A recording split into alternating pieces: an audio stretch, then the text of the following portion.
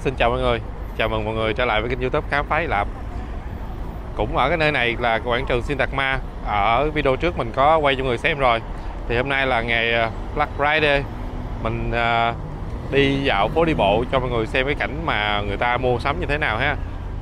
Đây là cũng cái thời gian mà ở thành phố Athens người ta trang trí Giáng sinh sớm. Mình sẽ quay cho mọi người xem luôn. Bây giờ thì mời mọi người đi với mình ha.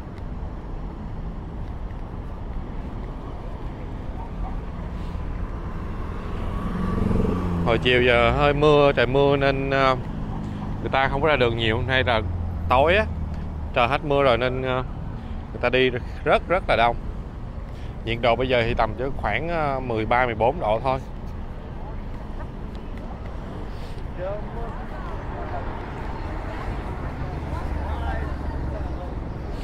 Cái chỗ này thì mình cũng có quay cái video ban ngày rồi, mọi người có xem thì xem lại ha. Còn đây là buổi tối lúc mà người ta mới trang trí Noel xong.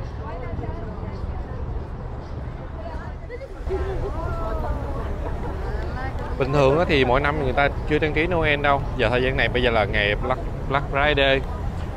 Năm nay dịch bệnh đó, giống như là nhà nước muốn động viên tinh thần cho người dân nên trang trí Noel để cho người dân có cái gì đó gọi là vui vui một chút để quên đi cái nỗi buồn dịch bệnh.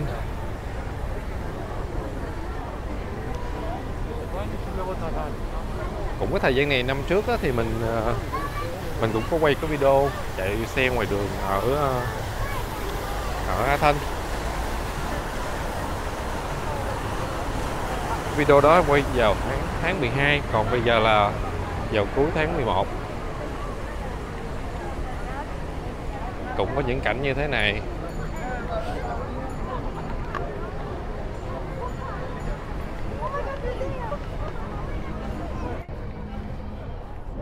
Trên tay mình là ly sô-cô-la nóng.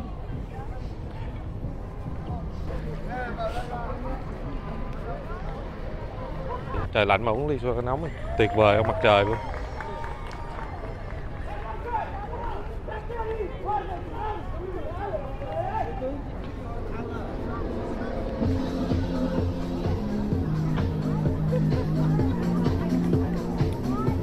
Đây là cây thông Noel. Cái cây này là cây thật nha các bạn. Nó được chở từ một nơi cách đây khoảng 300 cây số về đây. Cây này thật cao khoảng hình như là 19 m á, chính xác là 19 m.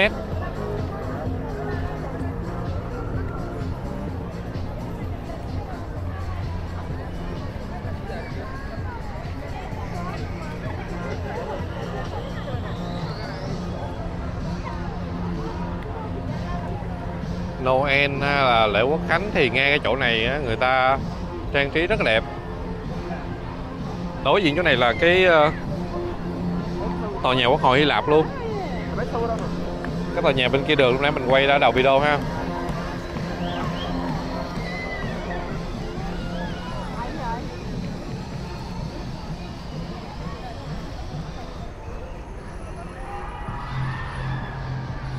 Xe cho mấy em bé chụp hình.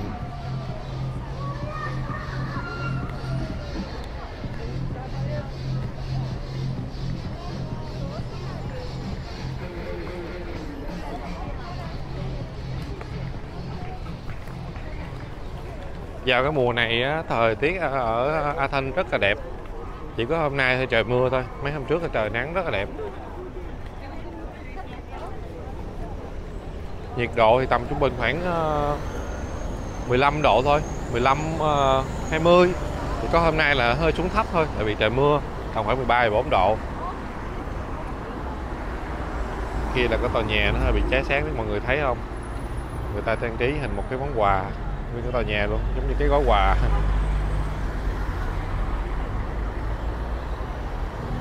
Đối diện là cũng là phố đi bộ. Nếu mọi người có xem video kia rồi thì mọi người sẽ biết ha. Mình chỉ quay một đoạn thôi cho mọi người xem cái cảnh tấp nập khi mà ta đi mua sắm cái ngày Black Friday như thế nào.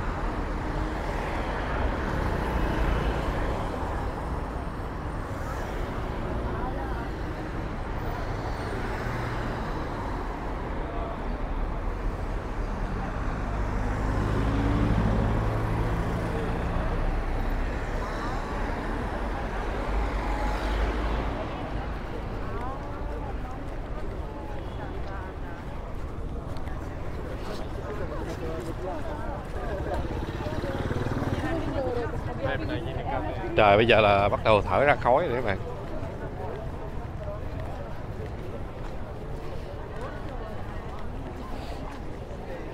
Bạn nào mà yêu thích mấy cái đền Đại Cổ á, ở Athens á, thì đây là cái thời gian mà thích hợp nhất để đi du lịch tham quan ở đây ha. Tại vì thường tham quan cái đó thì phải đi lên đồi này nọ, đi ngoài trời á. Mùa hè thì đi nhiều bạn thì sợ nắng nóng đi không nổi, mà cái mùa này rất là mát, đi không có mệt. Ban ngày thì có mười mấy 20 độ thôi, mà trời tuy lạnh nhưng mà nắng nữa, có nắng nên rất là ấm.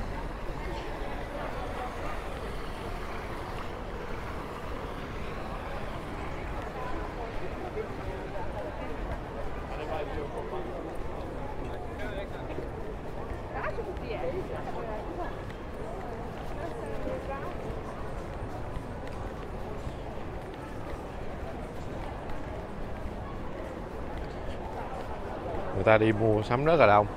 Cái đầu đường này thì không có nhiều cái shop mà gọi là hấp dẫn lắm. Những cái shop mà đông khách á, thường thì cái nằm ở giữa cái đoạn đường này.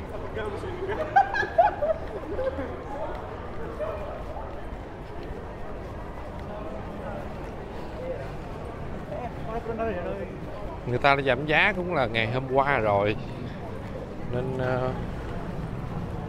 chắc cũng có một số người đi mua vào ngày hôm qua, hoặc là người ta mua online. Nhưng mình nếu mình có mua thì cũng mua online thôi, chứ ra đây mà mùa này mà xếp hàng á, xếp gì nổi. Bắp nướng các bạn.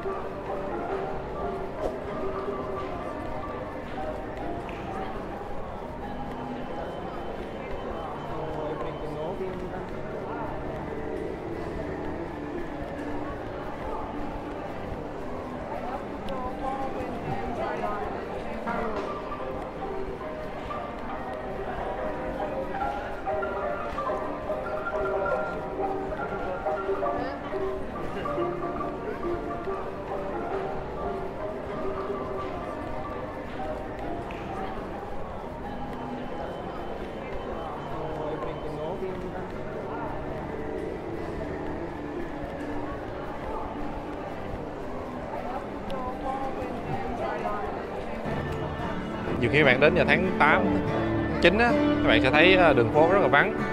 Tại vì đó là tháng nghỉ hè, nên nhiều người ta đi về quê rồi đi ra đảo để nghỉ mát.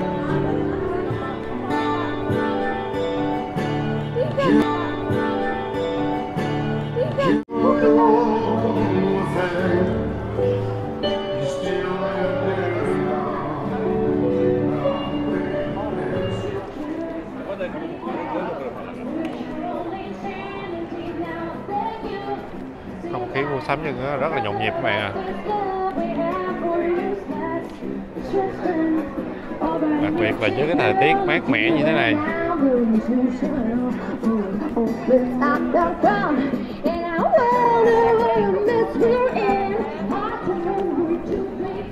Trời vừa mưa nữa mà bây giờ mà đi dọc đường mà cầm một ổ bánh mì thịt nướng nữa, tuyệt vời mặt trời. Tiếc là nãy mình ăn cơm ở nhà rồi, nếu không cũng là ổ bánh mì hoặc là một xiên thịt rồi.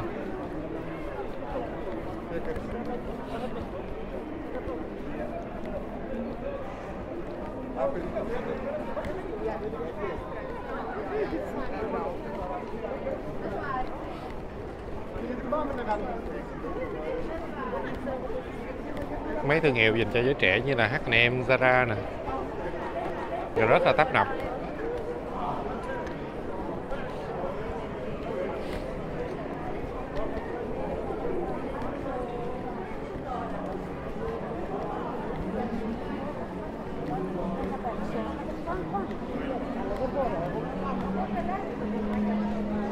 Stradivarius cũng rất là đông.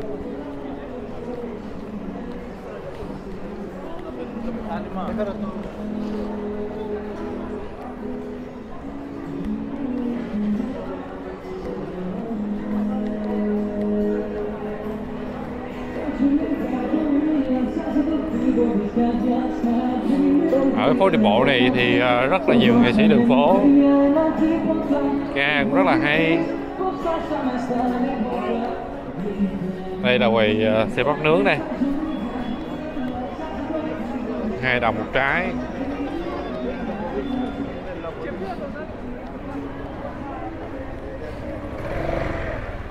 Nói chung là đến Athens vào buổi tối thì chỉ có đi dạo phố, ăn uống, uống bia thôi. Quá là tuyệt vời.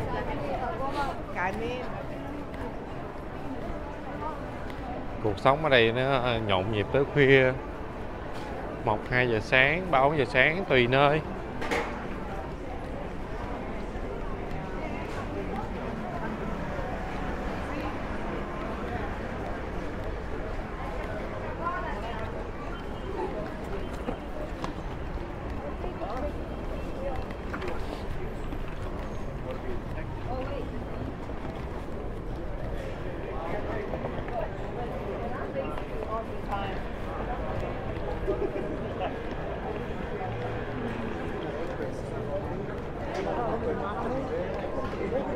Hơi tối xíu, khu này là khu nhà hàng quán cà phê rất là đông.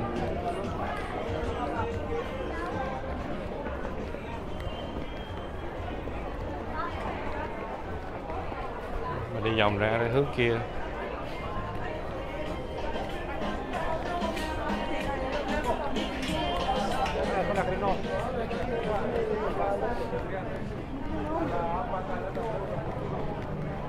Cái đồi trên cao cao là Acropolis đó mọi người, cái chỗ mà mấy cái trụ mà sáng sáng đó, mấy mọi người thấy không? Đó là Acropolis.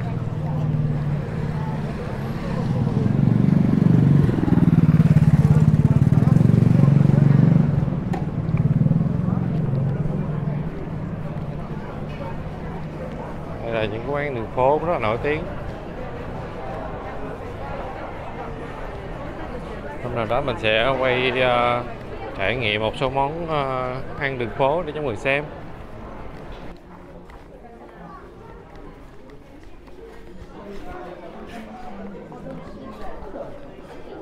Còn đây là khu phố dành cho mấy bạn trẻ nè các bạn. Ở đây thì khu này rất nhiều nhà hàng, quán ăn, cà phê và đặc biệt là quán này rất là nổi tiếng. Trang trí rất là đẹp mỗi dịp Noel hay là Halloween.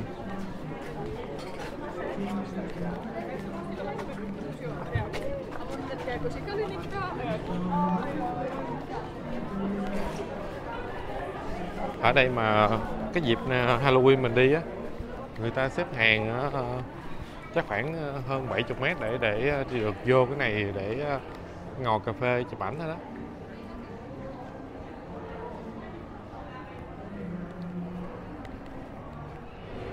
Mình xin phép tạm dừng video tại đây nha. Nếu mọi người thích video thì nhớ like, share video và nhấn nút đăng ký kênh giúp mình nha.